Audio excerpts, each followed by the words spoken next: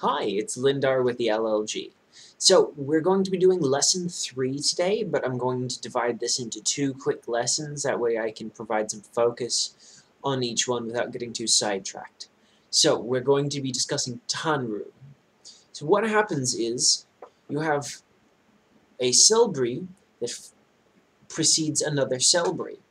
So, the first one, the leftmost one, describes the next one in the series, but we're still using the same grammar as the far rightmost one. So for the word dunda, it's somebody gives something to another. But say for example we have zdani dunda.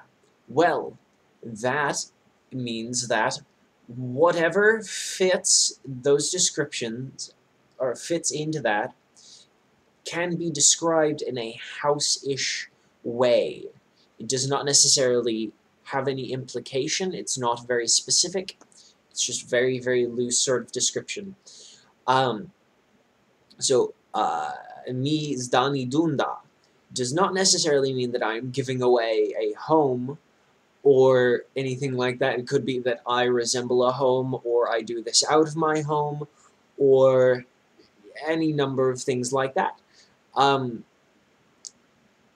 Now, in all likelihood, it will go off of context and say that I'm giving away a home.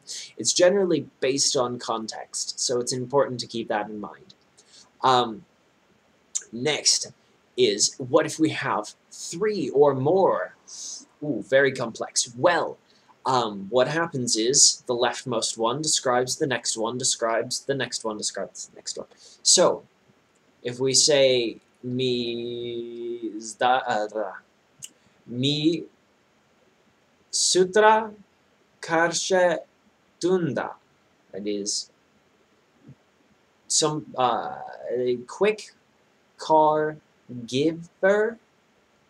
So if I say mi sutra karshe dunda, this very contextually and sort of applying a bit of common sense would seem to indicate I am giving away a quick car. You see, sutra describes karshe is a quick type of car, and it is a quick car type of giving.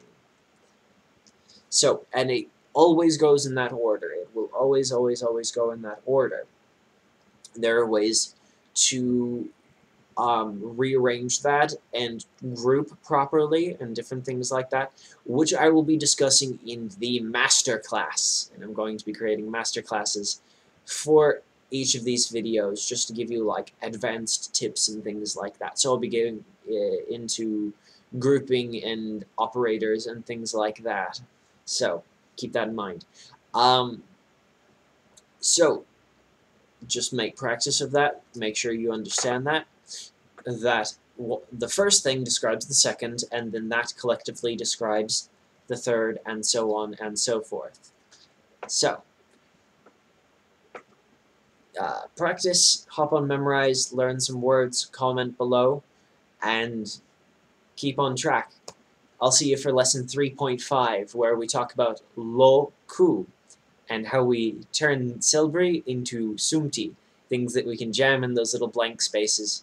For more vocabulary,